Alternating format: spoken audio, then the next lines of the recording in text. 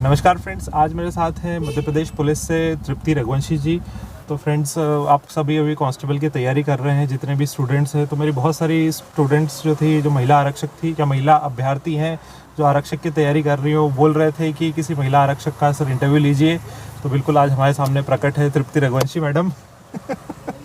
तो मैडम, आप सबसे पहले अपने बारे में बताइए। मेरा नाम तृप्ति रघुवंशी है। मैं देवास से बिलोंग करती हूँ। प्रॉपरली वैसे देवास से ही हम लोग। और मैंने स्टडी करा है, मेरा ग्रेजुएशन कंप्लीट है। मैंने ग्रेजुएशन के बाद ही इसमें ज्वाइन करा, मतलब तैयारी करना स्टार्ट करी है। इसके बाद मैंने पहले सोचा नहीं था कि मैं पुलिस वगैरह की तैयारी करूँगी या इसमें आऊँगी, पर फिर दोस्तों के साथ एक ग्रुप था हम लोगों का, हम ग्रुप स्टडी करते थे। फिर पुलिस की वैकेंसी आई। मैंने 2016 में भी अप्लाई करा था, बट मैं उस टाइम एग्ज़ाम क्लियर करके रनिंग में रह गई थी। फिर रनिंग में भी मेरा सिर्फ 3 सेकंड का टाइम रहा था। इसके बाद मैंने 2016 से सोच लिया था कि अब मेरे को पुलिस ज्वाइन करना है। तो फिर मैंने फिर से 2017 में अप्लाई करा। इसके बाद मैं अपनी प्रिपरेशन करी और मैं फाइनली आ गई। अरे वो बस क्वेश्चन करते करते चाय लेकर मम्मा आप रहने दो। बेटा रात भर सवालों से कुश्ती लड़ेगा और माँ को नींद आ जाएगी। एग्जाम भले ही तुम्हारी हो, इम्तिहान तो माँ का भी होता है। टेक्स्ट बुक है हर उस एग्जाम में अपना साथी। 299 पर ईयर में टेक्स्ट बुक पास के साथ तैयारी करो 200 से ज्यादा एग्जाम्स की और पाओ एक्सेस 12,000 मॉक टेस्ट की। लॉग ऑन टू टेक्स्टबुक.com या फिर ऐप डाउनलोड करो प्ले स्टोर से। लेटेस्ट बैच के है ना मैडम आप अभी? जी, लेटेस्ट। तो मैडम, आपकी ग्रेजुएशन काय में कर रखा आपने? मैंने बीएससी मैथ से कंप्लीट कर रखा है। बीएससी मेरा मैथ से था। उससे मुझे काफ़ी हेल्प मिली एग्ज़ाम के लिए, क्योंकि मैथ आता है अच्छा। तो उसमें मैंने पढ़ाया भी है, पहले जॉब से पहले मैं पढ़ाती भी थी, तो मुझे उसमें काफ़ी हेल्प मिली। अच्छा मैडम, आपके कॉम्पिटिटिव कोचिंग का जो अनुभव रहता है, मतलब किस तरीके से आपने, देखो तैयारी तो उस टाइम मैं भी उसी टाइम तैयारी कर रहा था 16-17 में ही। आपने लेबर इंस्पेक्टर की दी थी मैडम? नहीं, मैंने लेबर इंस्पेक्टर की अरे दे देते तो मैडम आज हमारे साथ ही होते फिर आप। मैंने नहीं दी, मैंने सिर्फ कांस्टेबल दी। उस टाइम मेरा कुछ ऐसा रहा कि मैं सब इंस्पेक्टर भी नहीं दे पाई थी। अच्छा। हाँ, मैंने अभी तक कांस्टेबल ही दी है और अब मैं भी तैयारी कर रही हूँ आगे। अच्छा, तो मैडम किस टाइप से आपने कॉम्पिटिटिव कोचिंग का अनुभव कैसा रहा था आपका, कि आपने प्रिपरेशन स्ट्रेटेजी, टाइम मैनेजमेंट ही कैसे किया था? मैंने कंपटीशन की कोचिंग का इतना प्रेफरेंस नहीं दिया था, क्योंकि मैंने बस स्टार्टिंग करी थी। तो मैंने 2016 में एक कोचिंग करी थी, मैंने 3 महीने तक करी थी, देवास में ही करी थी वो मैंने। और मैंने 3 महीने तक कोचिंग करी थी। इसके बाद मैंने सेल्फ स्टडी को ज़्यादा इंपॉर्टेंस दी, और हमारा ग्रुप था तो हमने ग्रुप स्टडी और सेल्फ ही करा है। अच्छा, ग्रुप स्टडी से बहुत फ़ायदा मिलता है। सही यार, आजकल के बच्चे तो ज़्यादातर ग्रुप स्टडी में तो मैम पबजी खेलते हैं ग्रुप में। तो पहले तो तैयारी करते थे। सही बात है। तो एक सबसे बड़ा सवाल, आप मैडम कितने घंटे पढ़ते थे आप एक दिन में?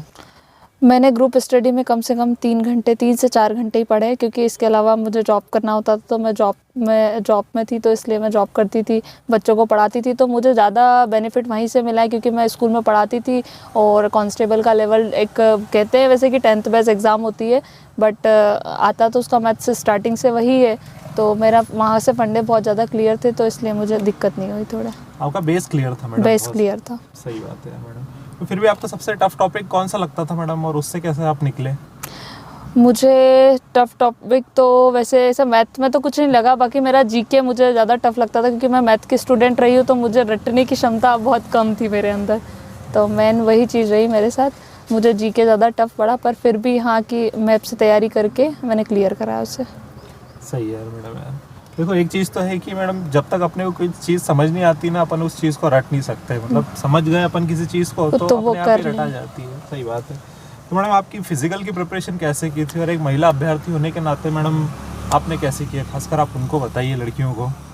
फिज़िकल की ट्रेनिंग वैसे बहुत सारे कोचिंग भी हैं, पर मैंने कोचिंग से ना करके खुद ही करा, क्योंकि कोचिंग में क्या सर लोग वगैरह बहुत ज़्यादा प्रताड़ित करते थे, और मुझसे वो झिलाता नहीं था। तो मैंने खुद से ही अपने सेल्फ तैयारी करी। सबसे पहले स्टार्टिंग में मैंने रनिंग करी।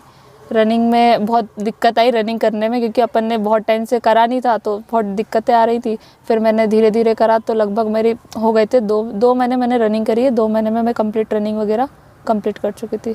मेरा टाइम से रनिंग निकलने लगा था।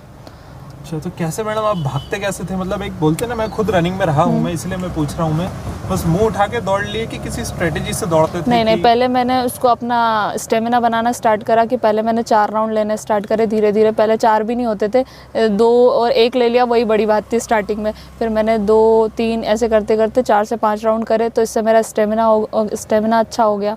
इसके बाद फिर मैंने लेना स्टार्ट कर दिया राउंड, तो टाइमिंग में रनिंग निकलने लगी।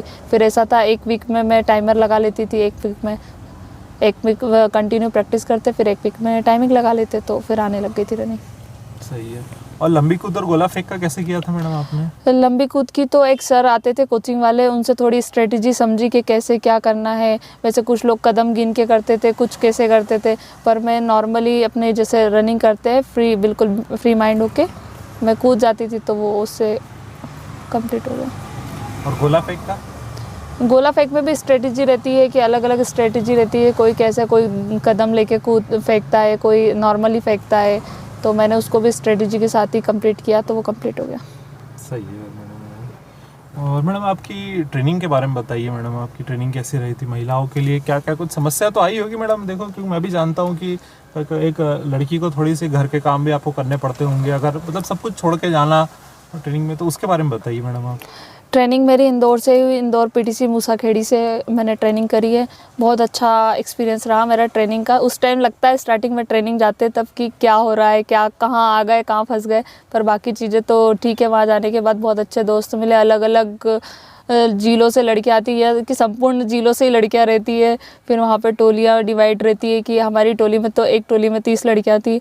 फिर हम 30 में अपने, पहले तो लगता था कठिनाई आती थी कि कैसे क्या करेंगे, कैसे मैनेज करेंगे, किसी को जानते नहीं है, कुछ नहीं करते, पर फिर धीरे धीरे सब कुछ मैनेज हो गया और बहुत अच्छे से ट्रेनिंग कटी और आज बहुत याद आती है ट्रेनिंग की। ट्रेनिंग का पीरियड ही सबसे बेस्ट रहता है मैडम, सही बात है यार। उसके बाद फील्ड में आने के बाद तो अपन सोचते हैं, उन दिनों को मिस करते हैं। सही बहुत। बात है। तो मैडम लड़कियों के लिए मेडिकल चेकअप कैसा हुआ था? मेडिकल में सबसे पहले स्टार्टिंग में हम लोगों का एक मेडिकल फॉर्म फिल हुआ था, उसमें अपनी संपूर्ण जानकारी होती है, कब अगर आप मैरिड है तो उस बारे में बता दिया जाता है, अनमैरिड है तो उस बारे में बता दिया जाता है, सब कुछ क्लियर हो जाता है। फिर सबसे पहले आई टेस्ट होता है अपना। आई टेस्ट में 6x6 की आइज़ बोला जाता है, 6x6 होनी चाहिए। तो आई टेस्ट कंप्लीट होने के बाद फिर हाइट में लिया जाता है। हाइट 158 जब मैंने दी थी, 158 सेंटीमीटर मांगी गई थी। 158 सेंटीमीटर हाइट कंप्लीट करने के बाद नॉकनी हुआ था, नॉकनी चेक करा था, फिर फ्लैट फुट और ईसीजी हुआ था। बस इतना ही होता है मेडिकल। ईसीजी चेक करते हैं मैडम? ईसीजी चेक करते हैं। अच्छा। तो और मैडम उसके बाद जो आपका ट्रेनिंग और ज्वाइनिंग के बीच में समय कितना रहा था मैडम वो? ट्रेनिंग से लगभग 3 से 4 महीने। अच्छा, 3 से 4 महीने। और मैडम एक अब आप थोड़ी जॉब प्रोफाइल बताइए, एक आरक्षक का जो महिला आरक्षक रहती है मैडम, उनको जॉब प्रोफाइल क्या रहती है उनके लिए? पुलिस से तो मतलब मेल होने से तो थोड़ी अलग ही रहती होगी, पुरुषों से तो अलग रहती है, पर हाँ काफ़ी मज़ा आता है। जैसे अपन कई जॉब, वैसे मैं अभी फ़िलहाल में मैं अभी ऑफ़िस में कर रही हूँ, मैंने फील्ड में भी करी है, अभी फ़िलहाल मैं ऑफ़िस में भी कर रही हूँ, तो काफ़ी अच्छा रहता है। ऐसा कुछ दिक्कत वाली बात नहीं है कि लड़की है तो ऐसा होगा या लड़की है तो वैसा होगा। सारी सब प्रकार की ड्यूटी भी करनी पड़ती है, पर मज़ा आता है। अलग अलग चीज़ें देखने को मिलती है, जो आपने नहीं देखी होती वो चीज़ों का सामना करना पड़ता है, तो बड़ा अच्छा लगता है। सही है। तो आपको सब हथियार सब की ट्रेनिंग आपको मिलती है ना मैडम? ट्रेनिंग में सारे हथियार कंप्लीट सिखाए जाते हैं। 5 टाइप के हथियार हमने सीखे हैं, जिसमें आ गया इंसास, SLR 303, रिवॉल्वर, पिस्टल, सभी से फायरिंग करवाई है। बहुत मज़ा आया था उसमें। गोलियां चलाने में तो नॉर्मल लाइफ में अपन ये नहीं कर पाते ना, और फिर पुलिस में आके ये चीज़ें करने को मिलती है। सही है मैडम। और मैडम फाइनल आपको टिप्स दीजिए स्टूडेंट्स को और खासकर महिला अभ्यर्थियों को, जिनके लिए आप एक आदर्श हो मैडम।